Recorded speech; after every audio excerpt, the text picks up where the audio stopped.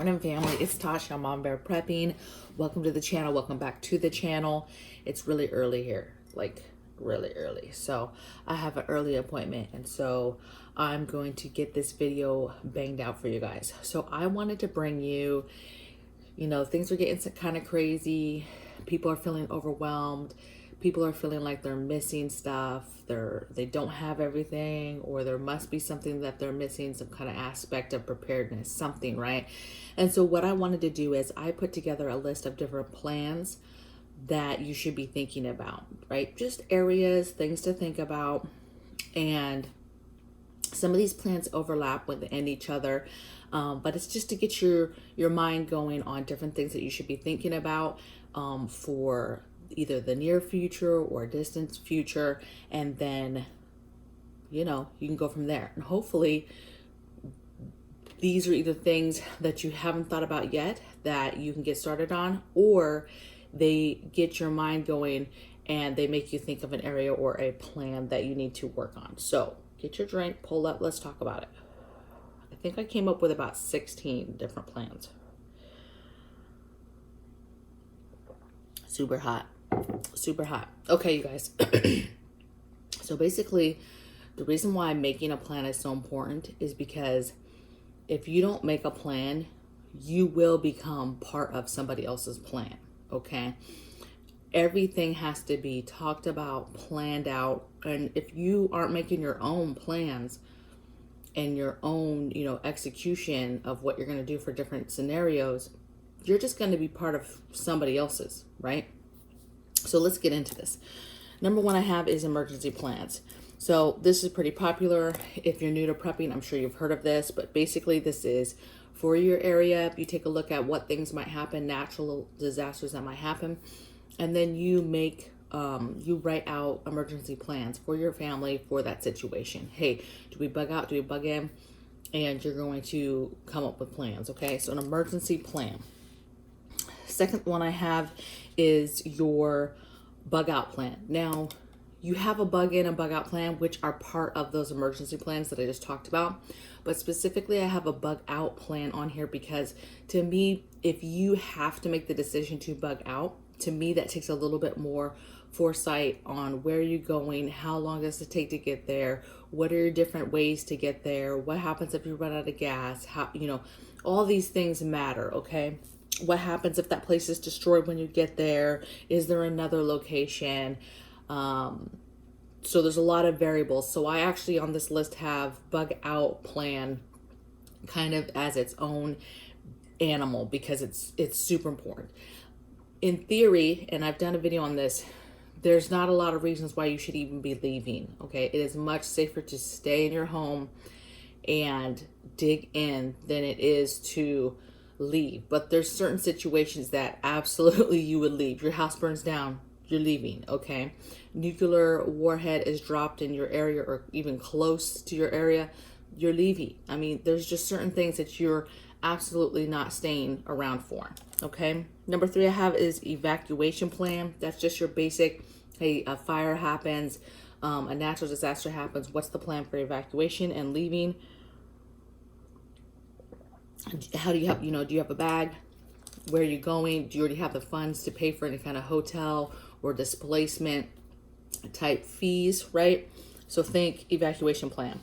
Number four plan to think about is escalation of force plan. Literally, what is your family's escalation of force? What will it take to where you are using lethal force, right? Defensive tools is what I'm talking about right now. Levels of defensive tactics. At what level are you doing certain things, okay? At first, is it just to deter things? Is it trying to just scare people away from your property? Is it non-lethal? At what point do you guys employ non-lethal stuff and that's still not working? When do you employ lethal methods? What do you do for a small family or a small group to what do you do when it's a full-on horde or marauding type group, okay? So escalation of force plan. Next one I have is what is your marauder rioting plan, right? That really becomes what's your plan when people are outside your home trying to get in or destroy it or they're doing that in the area around your home. Okay, what are you doing to protect your home and fortify your home and get ready for that? Okay, so that's its own plan. Number 6 I have is your fortification plan. Again, specifically think about fortification of your home. What is your plan? What things do you have employed right now for protection of your home and fortification? But then what items are you going to employ and put in place, right? They're not in place yet, but depending on escalation and what's happening outside, you would employ different things. Let's say boarding up windows, for example. Your windows aren't boarded up now, but at what point, what has to be happening for you to board up your windows, either from the outside or inside or both, okay? So that's what I mean by fortification. When do you employ certain things? You know, when do you take the cars and park them in front of big, you know, the doors of your home or big windows as barriers or whatever the case is? When do you start employing that fortification stuff? So fortification plan. Number 7 I have is renewable resource plan. You know, what's the plan if grid goes down and it doesn't come back up?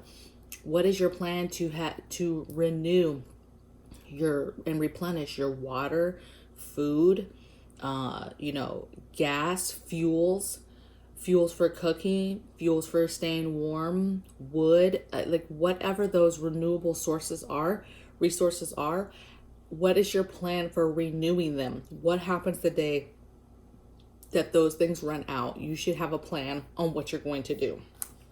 You should be working on those answers now, but you know, what's the plan? When do you shift to whatever? Okay. Number 8 I have is your grid down plan. So, you know, grid down has several different areas. So you should be thinking about grid down in all those areas and just getting all the things. Okay. But in grid down planning, be thinking about short-term grid down and be thinking about long-term grid down, meaning, you know, we got hit by, you know, an EMP, you know, satellite from the enemy or something, and we're done. We're taken out. There's no more internet or whatever coming back. You know, what is the plan for long-term grid down? Do you have renewable sources? Do you have the tools and handheld items, you know, and resolve and grit to get through that long-term scenario?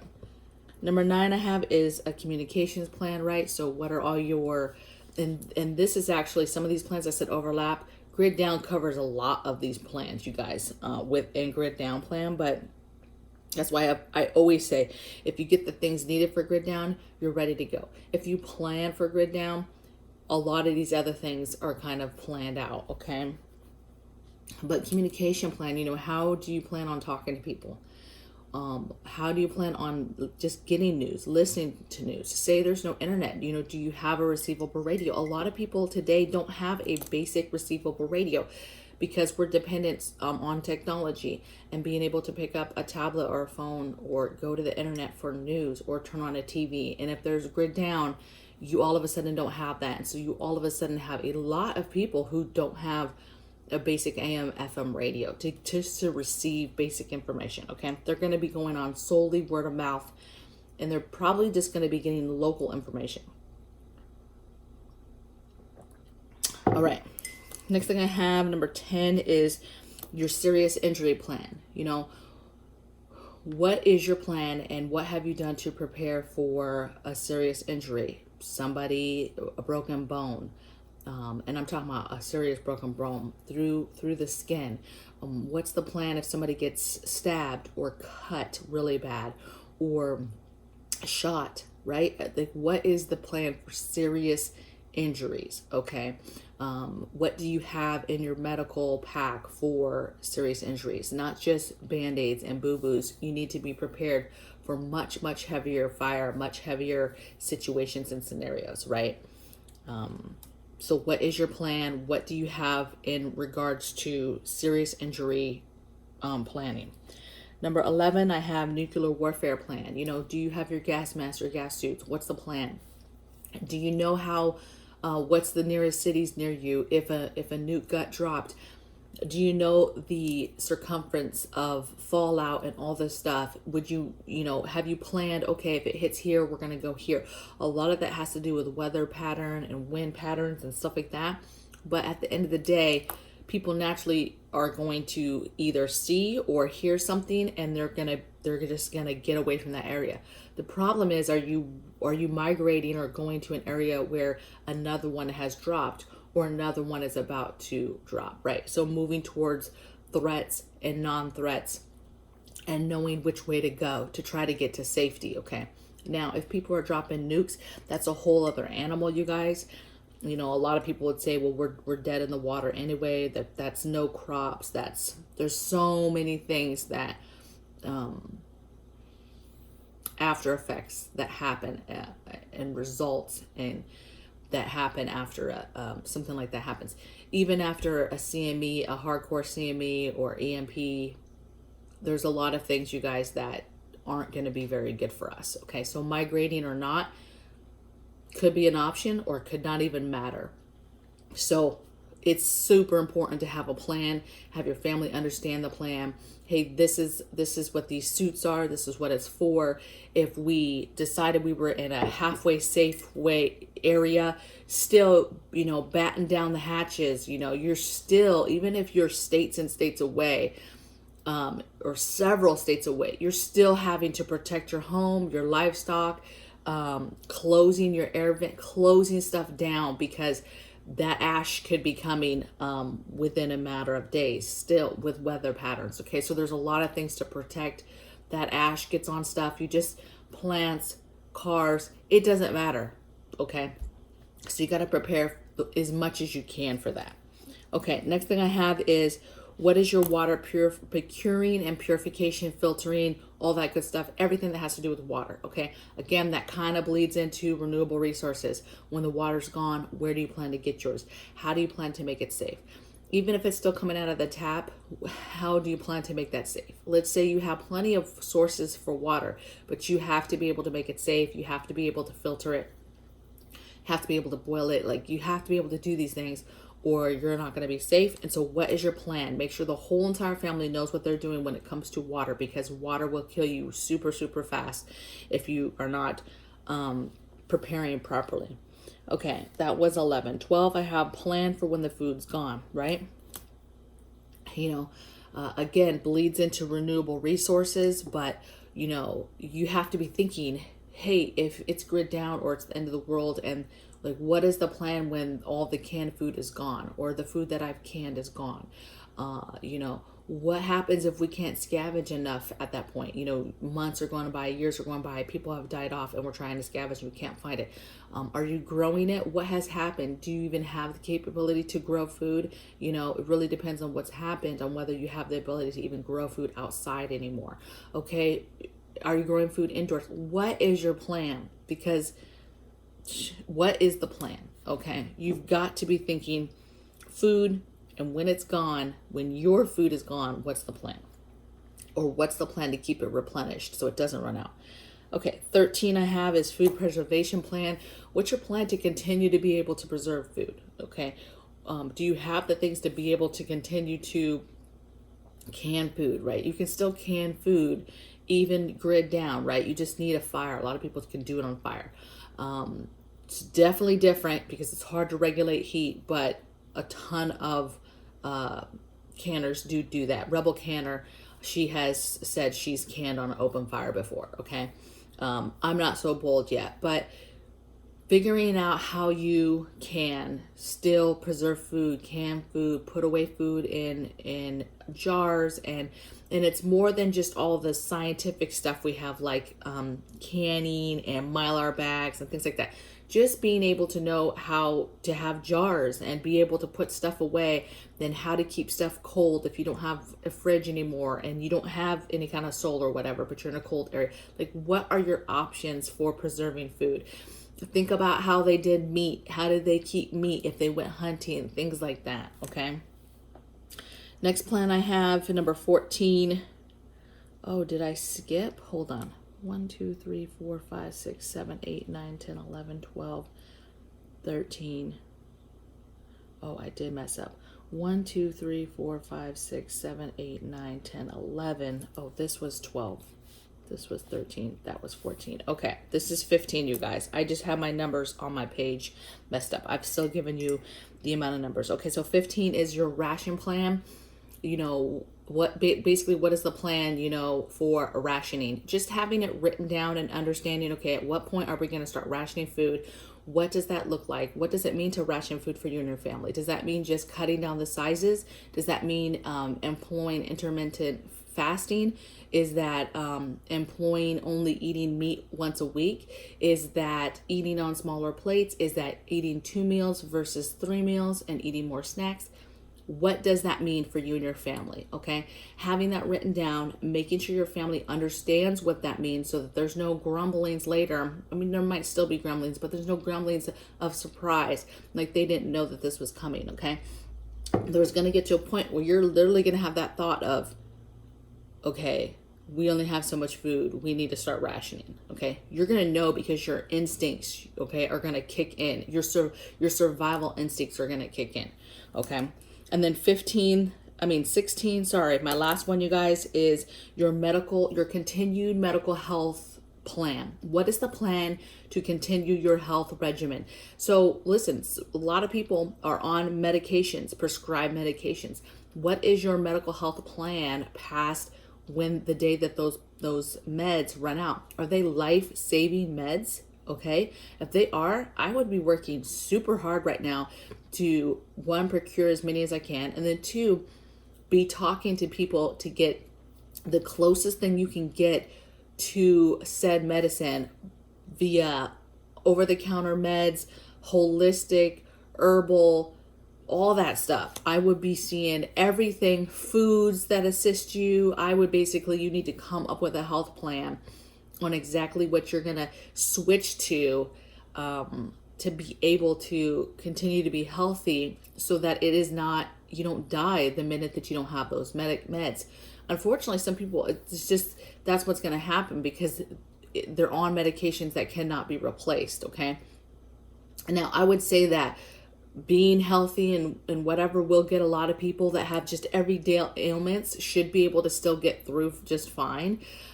You know, like high blood pressure, even some diabetes, high cholesterol, stuff like that some people are taking meds for. If you change your diet and then do some research on your holistic backups and your food backups to help replace that stuff, to help make you a healthier person now, then that stuff's not going to be so hardcore. Okay. That stuff is manageable. Okay. It's going to be the more serious things. Okay. And if I were you, baby, I would be doing my research right now. Hardcore, while you have the internet and books and experts, literally experts at a fingertip on TikTok and all types of places. Start messaging these doctors and these nurses and these people, holistic people that know what they're talking about and doing, and start getting these backup medical plans, your backups, holistic plans of what you're going to do, you know, the day that you don't have the meds anymore. Okay.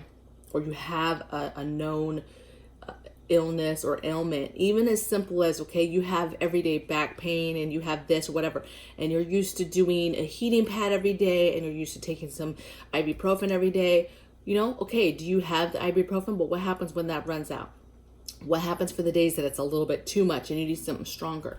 What happens the day you can't turn on that heating pad? You know, what are your other options for grid down, for taking care of your back? Okay. What else do you have in your preps that can prepare you? Okay. Or what have you put in your preps to prepare? Do you have some strong Tiger Balm? Do you have some back braces? Do you have the icy hot, the patches you can put on, and put right on your back? What do you have? You've got to think outside the box and think the day that you can't go to the hospital and you can't just go online and put in some symptoms real quick and be like, oh, okay, it says I have this. I'm going to take care of it like this, right? And then the things that you're used to now to take care of it, you may not have or have the ability to use later. So what do you get now to take the place of those comfort things, those things that make you feel better? Okay. So those are my 16 types of plans. You know, I know this video is a little different. I hope that you guys enjoyed. I hope this is getting your mind thinking of some other stuff that you might need, or holes or ideas of areas that maybe you haven't concentrated on yet.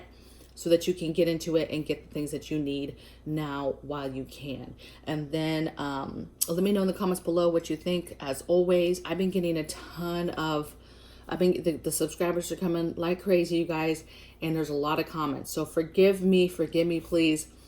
You know, I'm trying to keep up, but these comments are coming and it's hard to keep up on all of them. If I heart it, that means I actually read it, you guys. If I didn't heart it, that means I have not, I've never read it, okay? Never seen the comment yet, okay? Because I heart every comment. If I read it, I heart it. I even heart the stuff, you guys, that's just silly or maybe annoying or is a troll or whatever. I still heart it, you know? Love and kindness to you, brother and sister. So I'll see you guys in the next video. Take care. Bye.